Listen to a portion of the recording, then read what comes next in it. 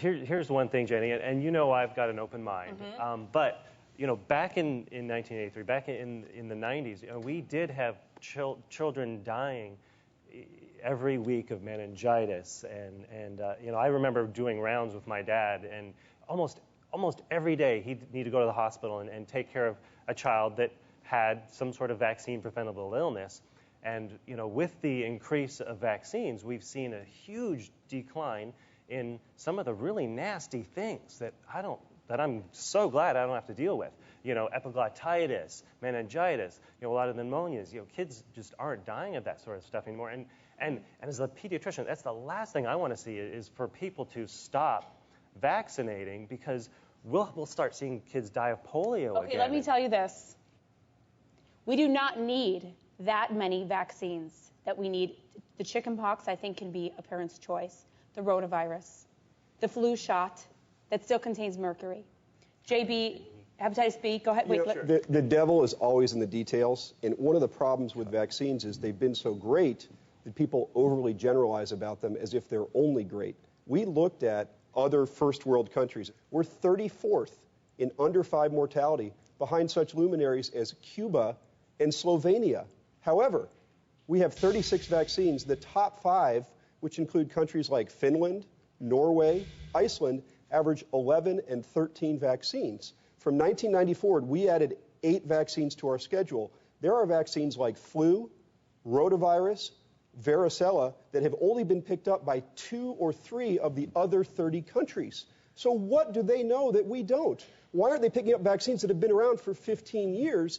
And why are their autism rates 1 in 1,000, 1 in 1,500, 1 in 2,000? It doesn't take a brain surgeon or an ER doctor to figure out there might be a correlation. We don't want to be too narrow-minded and say it's only the vaccines and ignore other potential problems. In my opinion, and this is just me wanting to have an open debate about this, vaccines are really the one thing we have looked at as causing autism. Yeah, and I agree with you. That is completely bogus. That is such a bogus statement. How many vaccines have they looked at in these studies? How many? What's the answer?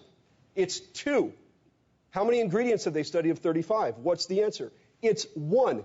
You've looked at 2 of 36 shots and 1 of 35 vaccines, and you're going to stand on the stage and say that vaccines and autism are unrelated? It is the most bogus tobacco science. It's a smokescreen. Anybody who takes the time to read it would agree. I'm so sick of doctors who don't read the studies, who don't know the details, sitting here telling parents and reassuring them that vaccines don't cause autism. It is irresponsible. And this is the biggest problem, and the reason that doctors in this country are frustrated. Read the because, science. Listen, all you're doing is you're antagonizing a medical community that wants to help these kids. You haven't done the research. You're antagonizing me. You're antagonizing Dr. Sears. Right. Why would you do that?